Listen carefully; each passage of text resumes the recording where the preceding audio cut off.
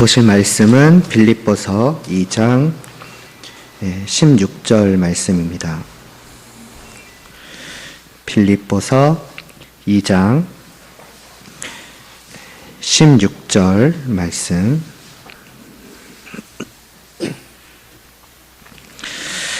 함께 봉독하겠습니다.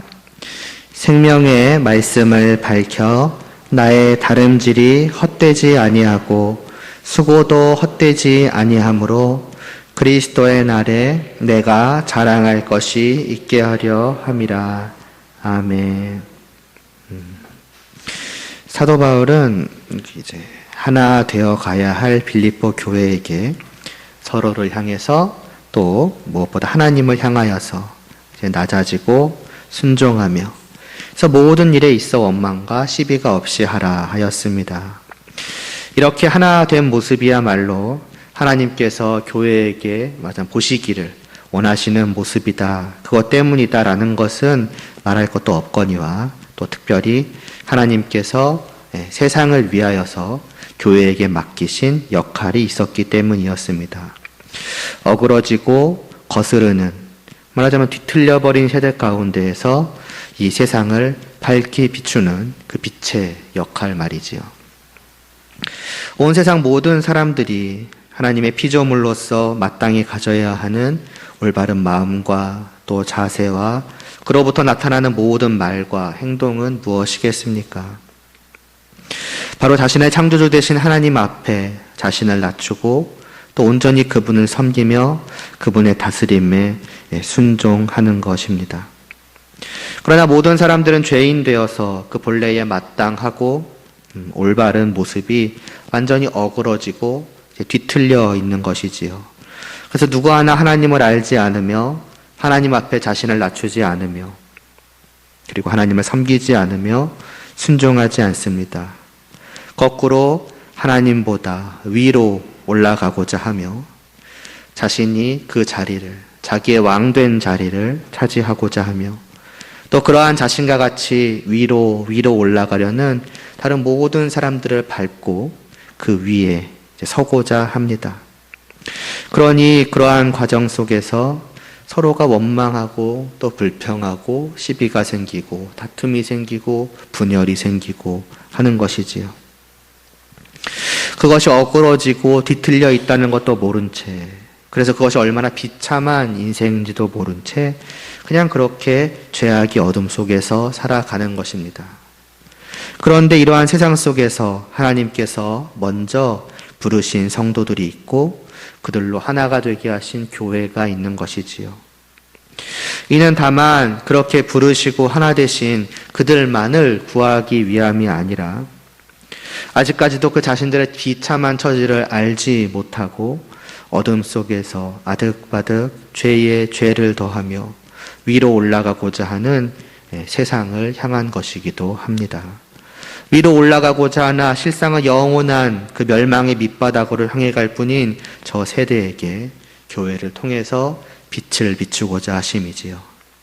하나님 앞에 낮아져서 그분의 다스림에 온전히 순종하며 그러한 사람들끼리 서로를 향해 낮아짐으로써 모든 일에 원망과 시비가 없이 하며 더욱더 온전히 하나 되어가는 그 교회의 모습은 세상이 지금까지 보지 못한 것이며 자신들이 지금껏 당연시 여겨왔던 것과 전혀 반대의 모습을 보이는 것입니다. 이러한 교회를 통해 세상은 무엇이 참으로 마땅하고 당연하고 올바른 것인지를 보아서 비로소 깨닫게 되는 것입니다. 그리고 이렇게 비추이는 빛을 통해서 그들은 그동안 죄악의 어둠 속에서 깨닫지 못하고 있던 자신들의 그 어그러지고 뒤틀리고 비참한 실상을 깨닫고 그 빛을 향하여서 그 빛의 근원 되시는 주님을 향하여서 나아오게 되겠지요. 이것이 교회에게 맡기신 중요한 역할이라는 것입니다.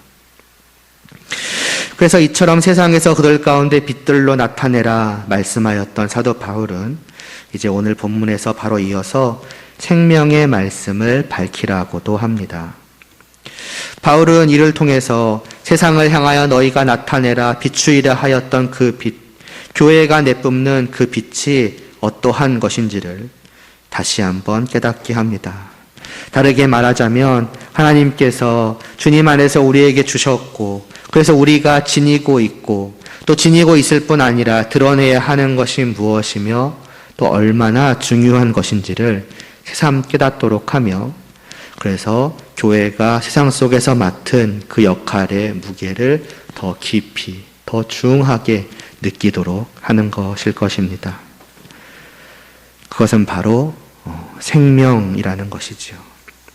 우리가 먼저 받았고 이제 드러내고 비추어야 하는 것은 단지 그냥 어떤 좋은 영향력이라고 하는, 예를 들어 세상에서 말하는 선한 영향력 정도의 것이 아닙니다.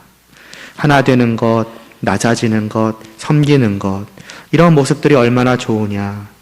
반대로 너희의 모습을 보아라. 얼마나 추하고 꼴불견이냐. 그러니까 우리를 보고 교회를 보고 본받아라, 보고 배워라. 너희의 어떤 마음 자세, 삶을 바꿔가라. 이런 차원이 아닌 것입니다.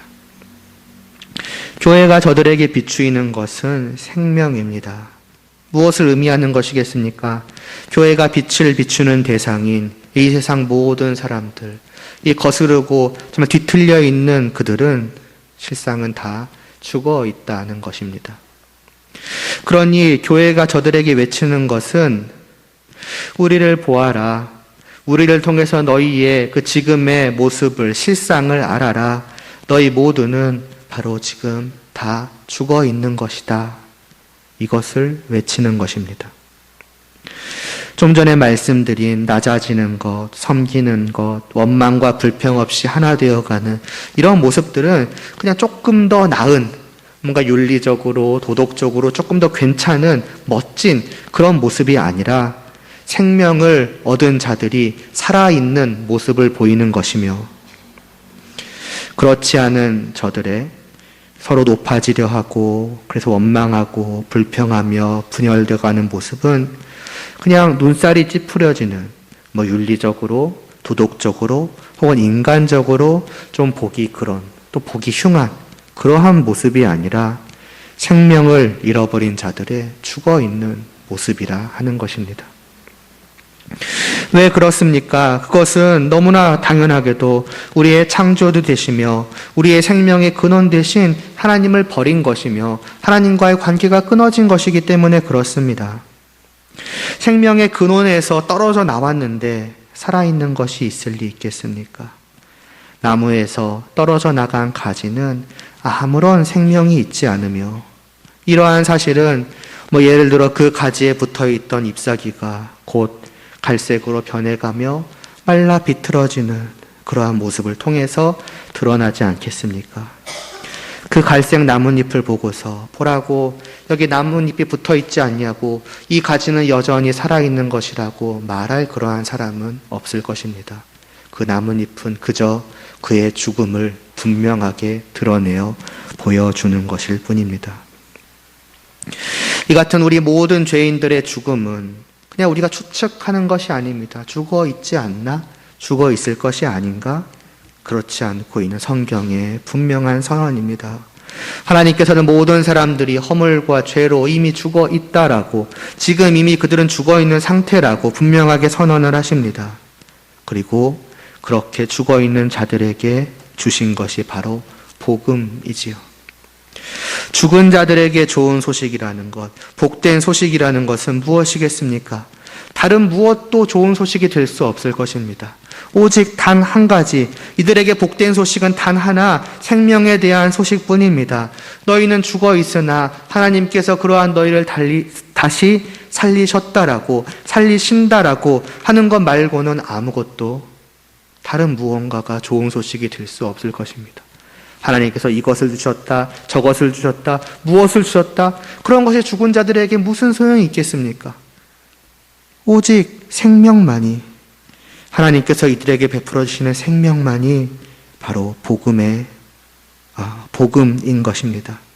그래서 오늘 본문에서 사도 바울은 분명하게 말씀하기를 생명의 말씀을 비추는 것이라. 너희가 지니고 있고 너희가 붙들어야 하며 너희가 드러내야 하는 것은 바로 이 생명이라 말씀하는 것입니다. 이것이 생명이기 때문에 우리는 이것을 붙들고 있는 그것을 놓쳐서는 안 되며 이것이 생명이기 때문에 변질되게 내버려 두어서도 안 되며 이것이 생명이기 때문에 죽어있는 자들, 죽어버린 이 세상을 향하여서 드러내어 비추이지 않으면 안 되는 것입니다. 이것이 그저 조금 더 나은 삶을 위한 것이었다면, 그저 조금 더 우리를 지금보다 행복하게 만들어주는 것이었다고 한다면 우리는 이 말씀을 그렇게까지 힘써 지키고 그렇게까지 이것을 온전히 비추고자 애쓸 필요는 사실 없을지 모릅니다. 이미 각자가 나름대로 행복하게 잘 살고 있다면, 비록 그 좋은 소식에 비추어 볼 때 덜 행복한 것이라고 하여도 그렇게 계속 살아가게 내버려 둔다 한들 무슨 큰 문제가 있겠습니까? 각자 나름의 그 행복한 정도대로 살아가면은, 그것에 만족하며 살아간다면 그걸로 되는 것 아니겠습니까? 또 예를 들어 누군가가 불행한 삶을 살고 있다고 해도 그저 이 복음이 좀 더 나은 삶을 위한 것이었다고 한다면 그냥 다른 여러 가지 복된 소식들도 세상에 많이 있을 것이니 그저 그러한 것들을 듣게끔 내버려 두어도 상관이 없을 것입니다. 굳이 이것을 들으라고 할 필요도 없을 것입니다. 아니면 내가 나에게 주어진 이 복된 소식을 조금 바꾼다고 해도, 내가 좀 이에 대해서 관심을 덜 기울이고 소홀히 여김으로 그 내용을 변질시킨다고 해도, 그래서 그 복됨에 조금 아니면 많이 손상이 간다고 해도 어쨌든 좀 더 행복해진다면 큰 문제는 되지 않을 것입니다. 문제는 우리에게 주신 이 복음은 그러한 것이 아니라는 것이죠. 이것은 생명입니다. 여기에는 생명이 담겨 있으며, 그래서 이것을 얻지 못한 자들은 그냥 좀 덜 행복하게 살아가는 것이 아니라 이미 죽어 있는데 생명을 얻지 못해서 그 죽음에서 벗어날 수 없으며 그래서 영원한 멸망에 이르게 되는 것입니다. 이를 듣지 못하고 받지 못한 자들이 다른 수많은 그 나름대로의 복된 소식들을 듣고 얻어서 그 삶이 조금 바뀐다고 할지라도, 그래서 이 땅에서 나름의 복음을 가지고 조금 더 나은 삶을 산다고 할지라도 여전히 그들은 죽어 있을 뿐이며 영원히 죽을 뿐입니다. 혹은 그들에게 이 복음을 비추어야 할 우리가 이 복음을 지켜내지 못하고 변질시켜 버린다면 그것은 많이 복된 소식이 조금 덜 복된 소식으로 바뀌는 정도가 아니라 생명에 손상이 가는 것입니다. 그것은 결국 생명으로서의 제 역할을 못하게 되는 것을 의미할 것입니다. 그렇게 변질되어 버린 복음은 설령 그것이 세상을 향하여서 비추어지고 전해진다 한들 결국 그들에게 생명을 전하는 것이 아니라 죽음을 전하는 것일 뿐이겠지요. 그리고 이것은 우리가 이를 비추는 역할을 온전히 감당하지 못해서 세상이 우리를 통해 이 생명의 말씀을, 이 생명의 빛을 듣지 못하고 보지 못할 때에도 마찬가지일 것입니다. 이러하니 우리의 역할이, 이 세상에서 교회가 맡은 역할이 얼마나 중요한 것입니까? 그러니 사도 바울은 그 1장 뒷부분에서 우리에게 그러한 세상의 핍박 속에서도 이 복음의 신앙을 끝까지 지켜내라고 한 것이며, 이 생명의 말씀을 굳게 붙들고 교회의 하나됨을 통해서 그 생명을 세상 가운데 비추라고 말씀하는 것입니다. 교회를 통해서 세상은 그냥 지금 그 모습 그대로 죽은 채로 있다가 영원히 멸망에 이르게 될 수도 있고, 교회를 통해 세상은 생명을 알게 되고, 그래서 생명을 얻게 되고, 그래서 다시 영원한 삶을 살 수도 있게 되는 것입니다. 그래서 다시 말씀드리지만 교회는 살아있는 모습을 보여야 합니다. 교회가 보이는 그 교회다운 모습이, 또 다르게 말하자면 성도가 보이는 그 성도다운 모습이 세상에 비해서 좀 더 나은 모습 정도가 아니라 생명을 가지고서 살아가는 모습입니다. 주어진 생명을 누리는 살아있는 모습을 우리는 보이는 것입니다. 죽은 자들을 다시 살리신 하나님께서 주시는 그 새 생명이 역동하는 모습이 우리를 통해서, 교회를 통해서 세상에 비추이는 것입니다. 만일 우리가 입으로는 복음을 전하나 그러한 드러나는 삶을 통해서 살아있는 모습을 보이지 않는다면은 이는 마치 죽어있는 시체가 생명을 외치는 꼴이니 얼마나 우스운 모습이겠으며 그러한 외침이 과연 들어가겠습니까? 어떤 면에서는 그냥 헛된 외침으로 허공에 맴돌다가 사라져버리는 그러한 소리가 되어버릴 수도 있는 것입니다. 우리가 입으로 전하는 복음과 그 복음 안에 담긴 생명은 다만 입으로만이 아니요 그 복음의 생명을 따르는 그 실제로 생명을 얻은 자들이 살아가는 모습을 통해서 그래서 그 복음이 정말 살아 숨쉬는 생명임을 생생하게 증거하는 우리의 모습을 통해서 밝히 드러나고 보여지고 전해지는 것입니다. 이것이 성도의 삶이 교회의 그 드러나는 모습이 가지는 의미요 또 가치라고 할 수 있겠습니다. 참으로 무겁고 무거운 가치인 것이죠. 그러면서 사도 바울은 이어서 이러한 성도의 삶이 가지는 또 하나의 의미가 있음을 알리는데 얼핏 보면 조금 뜬금없어 보이기도 하고 아니면 아니 사도가 이런 얘기를 하나 하는 생각이 들게 만들기도 합니다. 앞서 생명의 말씀을 밝히라 하였던 사도 바울이 이어 뭐라고 말씀합니까? 그렇게 함으로써 나의 다름질이 헛되지 아니하고 수고도 헛되지 아니하므로 그리스도의 날에 내가 자랑할 것이 있게 하라라고 합니다. 어찌 보면 지금까지 계속해서 하나님 아버지와 또 예수 그리스도를 바라보게 만들었던 사도 바울이 갑자기 여기서 모든 시선을 자기에게 쏠리게 하고 있는 것처럼 보입니다. 결국 너희의 그 모든 것은 나를 위함이 될 것이다. 나를 위해서 너희는 그렇게 해다오 하는 것처럼 말이지요. 그래서 성급한 사람들, 특히나 1장에서 보았었던 그 당시에 바울을 질투하던 사람들, 바울을 그렇게 좋아하지 않는 사람들 같은 경우에는 대번에 보라고 결국 바울도 자기 자랑하려고 그러는 거라고 모든 수고와 희생했었지. 그러나 결국 자기를 높이기 위함이라는 어떤 그런 식으로 말할 만한 말씀처럼 보입니다. 결국 바울도 다르지 않은 사람인 것일까요? 그래서 예를 들어서 다른 사도들이나 혹은 자기를 질투하는 사람들에게 우리 교회 보라고 내가 전하고 가르친 성도들 보라고 하면서 자기를 드러내고 칭찬받고 높임받고자 하는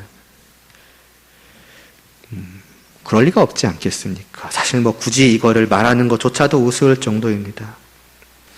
무엇보다 사도는 지금, 그러니까 그 당시에 지금 이 땅에서 다른 사람들한테 자랑할 것은 전혀 생각하지도 않고 있습니다. 그는 분명히 말씀하기를 그리스도의 날에라고, 다시 말해서 주님께서 다시 오실 그 마지막 날을 바라보면서 이 말씀을 합니다. 그 날에 내가 자랑할 것이 있게 하라. 그렇다면 누구 앞에서 하는 자랑이겠습니까? 당연히 다시 오실 주님과 아버지 하나님 앞에서 할 자랑이지요. 그건 그거대로 문제 아닌가 생각할 수 있습니다. 하나님 앞에서 자기 자랑하면서 자기 공로를 내세우려는 건가? 결코 그렇지 않음은 고린도전서 15장 10절에서 그가 한 말씀을 통해 분명하게 알 수 있습니다.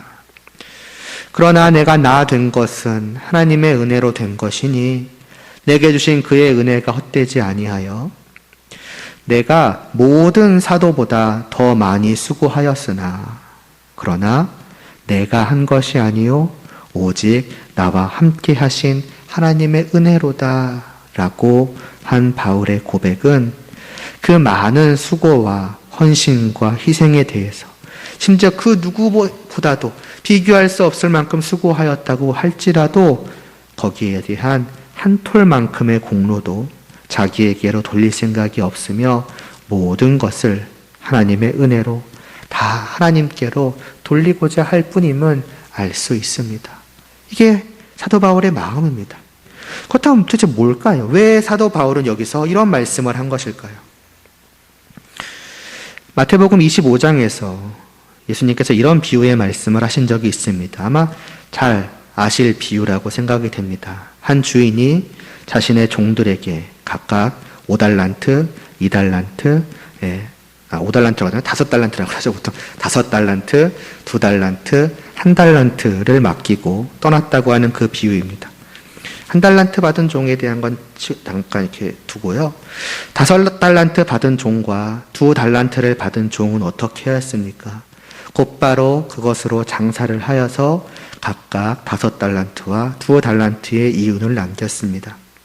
그리고 오랜 후에 자신들의 주인이 돌아와서 결산할 때가 되었을 때 5달란트 받았던 자는 자기가 남긴 이윤을 더 가지고 와서 말하지요. 주인이여, 내게 5달란트를 주셨는데 보소서 내가 또 5달란트를 남겼나이다. 2달란트를 받은 종도 마찬가지로 말하지요. 물론 그 비유에는 이 종들이 어떤 태도로, 어떤 말투로, 어떤 뉘앙스로 말하였는지는 드러나지는 않지만은, 그러나 우리는 쉽게 예상이 가능합니다. 그들은 분명히 당당하게, 자랑스럽게, 뿌듯하게 주인 앞에 나와서 자신이 이룬 것을 보이며 말하였을 것입니다. 주인님 봐주시옵소서, 제가 이렇게 했습니다라고. 그러나 우리는 이러한 이들의 말을 보고서 이들이 교만하다던가 건방지다던가 자기 공로를 자랑하고 있다는 식으로 생각하지 않을 것입니다. 아마도 흐뭇하게 바라보겠지요. 그들은 주인을 위하여 주인의 뜻을 따라서 주인이 맡긴 일을 최선을 다해서 충성되이 감당하였으며, 이제 주인이 오니까 기쁜 마음으로 달려나아가서 내 주인이시여, 주님께서 맡기신 그 모든 일을 제가 제대로 온전히 감당하였습니다. 봐주시옵소서라고 말하고 있는 것이기 때문입니다. 이는 말하자면 종으로서의 자랑이요, 뿌듯함이요, 당당함입니다. 이는 결코 자신을 높이고자 함이 아니요, 자기 위에 있는 주인을 향한 사랑과 존경과 충성으로부터 나오는 것 아니겠습니까? 그래서 그러한 그들을 본 주인은 어떠하였습니까? 건방지다고, 교만하다고, 지금 뭐 하는 것이냐고 그런 식으로 꾸짖지 않지요. 잘하였도다, 착하고 충성된 종아라고 하며 내 주인의 즐거움에 참여할지이다 라고 칭찬하지 않았습니까? 오늘 말씀에서 사도 바울이 나로 자랑할 것이 있게 하라 한 것도 바로 이러한 의미에서의 자랑이라 볼 수 있을 것입니다. 1장 1절 이 빌립보서의 시작에서부터 바울은 분명하게 자신을 소개하기를 그리스도 예수의 종이라고 소개를 합니다. 그리스도 예수의 종으로서 이 서신서를 쓰고 있는 것이며, 이 서신서뿐만이 아니라 그가 지금까지 빌립보 교회를 향하여 해왔던 모든 수고도 그저 그가 임의로 한 것이 아니요, 다 자신이 사랑하고 경외하는 자신의 주인께서 이 일을 자신에게 맡기셨기 때문에 충성되이 감당해 온 것이었습니다. 그렇다면 이렇게 충성된 종이 이렇게 수고함으로 바라는 바는 무엇이겠습니까?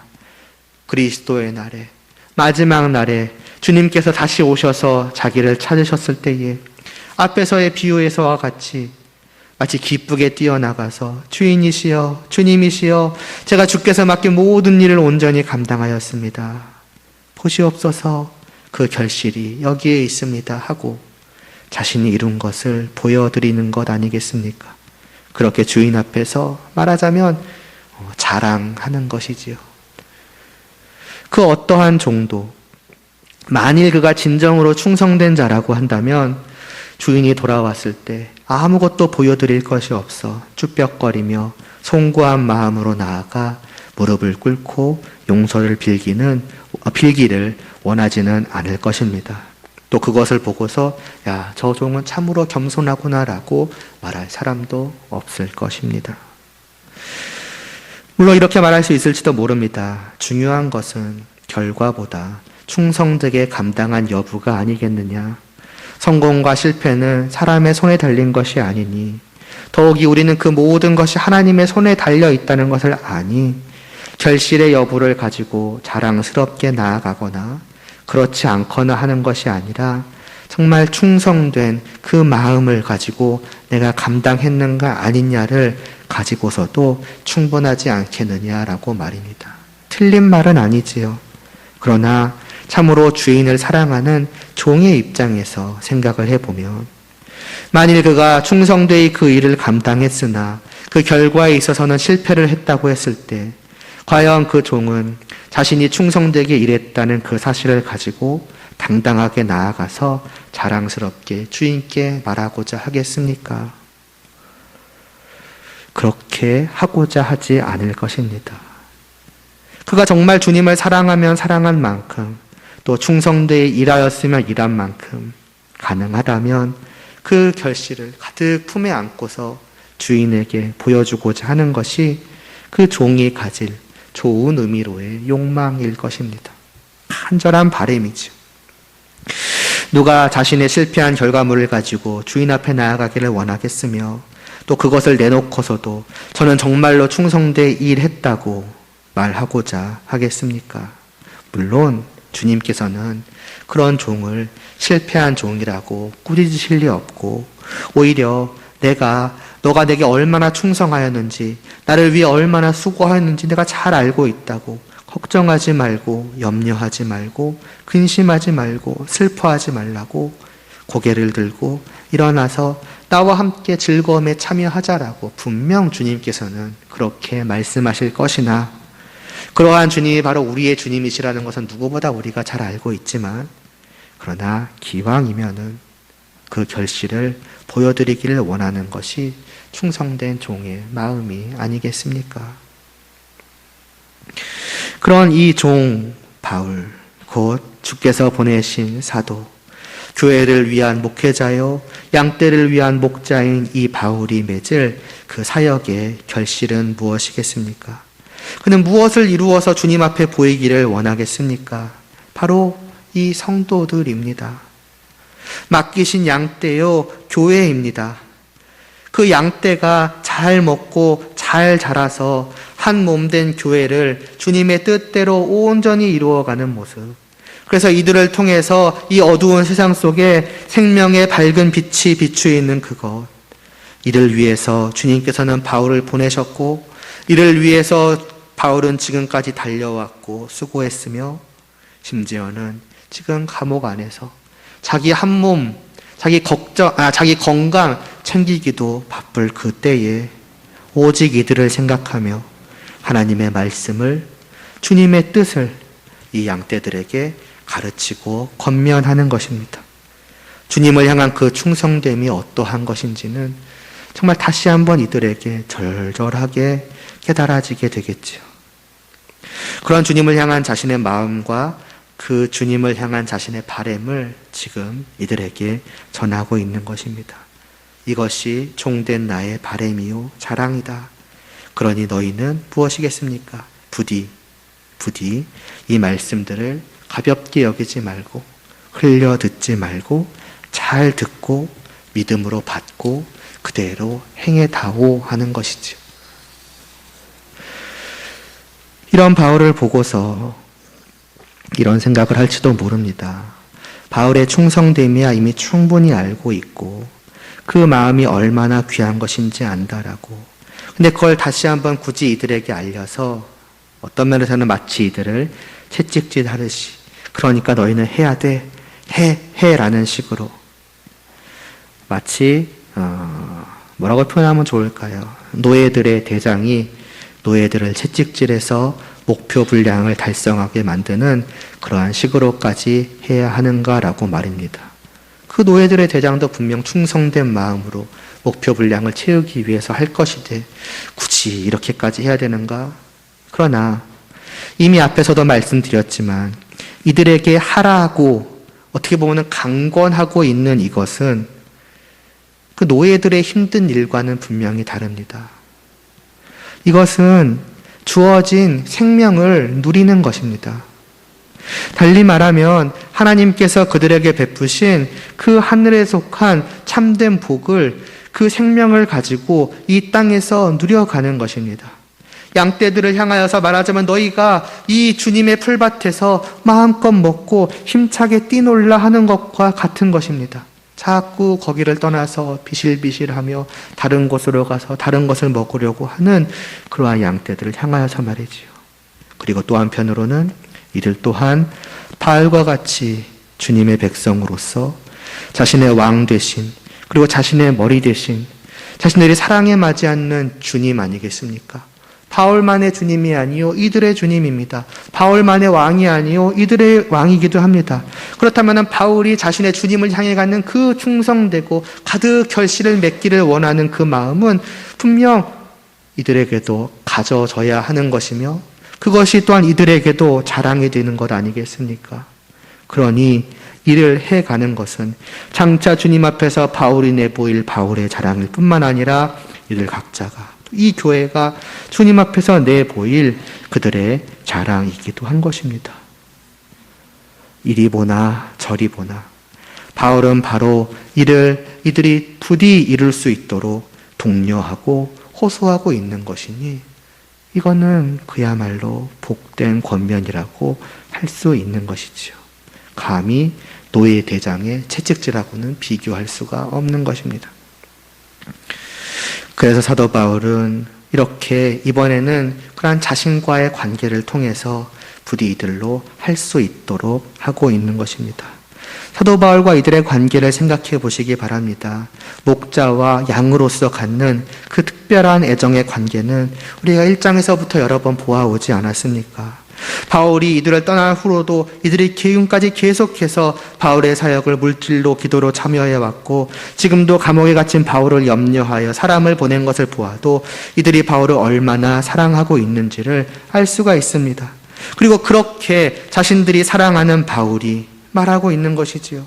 너희가 나의 권면을 듣고 주님의 뜻대로 이 세상의 빛으로 생명을 비추는 빛으로 나타나는 것이 그것은 나의 바람이기도 하다. 그냥 바람 정도가 아니라 내가 주님의 종으로서 갖는 간절한 바람이기도 하다. 나는 마지막 날에 주님 앞에 다른 거 들고 가기를 원하지 않는다. 오직 너희의 그 주님의 뜻을 이루는 그 너희의 모습을 들고 나아가기를 원한다. 너희가 나의 결실이요 나의 열매다 하는 말을 들을 때에 이들의 마음은 어떠하겠습니까?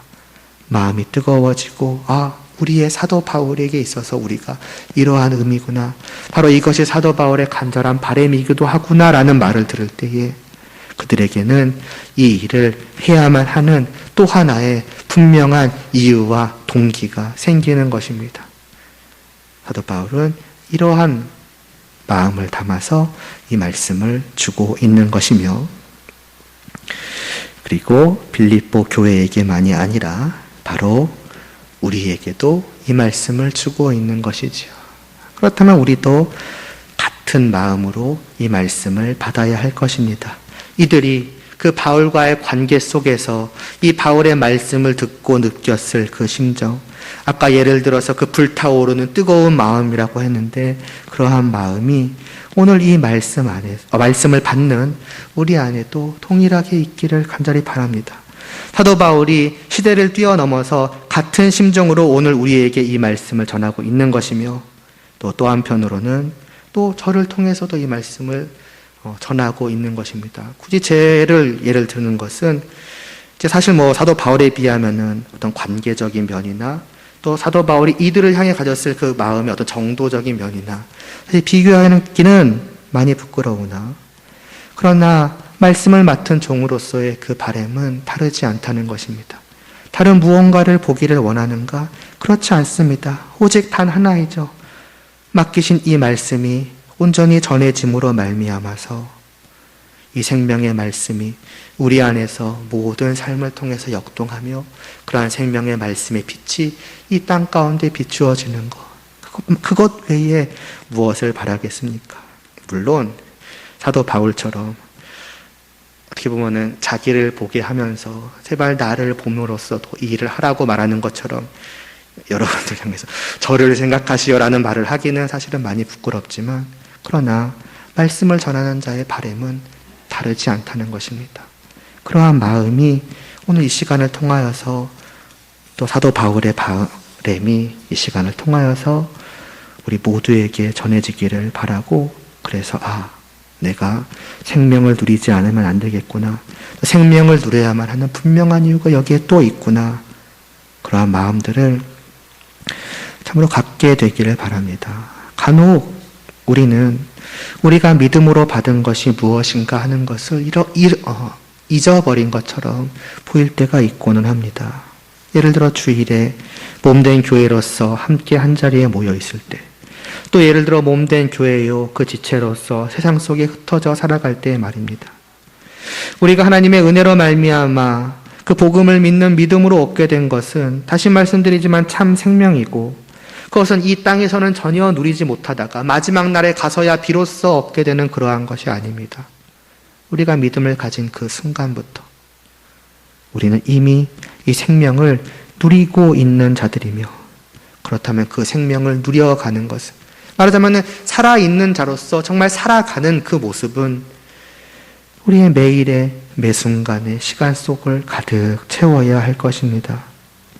그러나 때로는 아무런 생명이 없는 것처럼, 때로는 내가 하나님께 받은 것 혹은 받아야 할 것은 생명이 아니다, 그보다 더 귀한 것이 있다, 나의 기도의 제목들이 얼마나 많은데 나는 아직도 하나님께 받아야 할 것이 한가득이다, 하나님은 내게 아무것도 주시지 않으셨다라는, 때로는 어쩌면 그러한 마음으로 우리는 하나님을 바라보고 있는 것이 아닌지 하는 생각을 저 자신을 바라보면서 들 때가 많이 있습니다. 다시 한번 오늘 말씀을 통해서 하나님께서 우리에게 주신 그 복음이 무엇인지, 참으로 우리에게 복된 소식이 무엇인지를 다시 한번 알고, 이 한 주간도 하나님이 주신 새 생명이 우리의 모든 삶을 통해서 생생하게 드러나며 누려지며 비추어지게 되기를 간절히 소원합니다. 기도드리시겠습니다. 하나님 아버지, 생명의 말씀을 우리에게 주셨습니다. 그 죽은 우리에게 복된 생명을 정말 은혜로 베풀어 주셨습니다. 무엇이 죽은 자들에게 더 귀하고 무엇이 죽은 자들에게 복되게 만들 수 있겠습니까? 오직 이 생명뿐이오나 과연 우리는 이 생명을 누려가고 있는지요? 이 생명이 우리를 통해서 온 세상 곳곳에 비추어져서 아직까지도 죽어있는 자들이 이 생명의 빛을 통해서 주님께로 나와야 할진데 과연 그러한 역할을 우리는 온전히 감당하고 있는지요?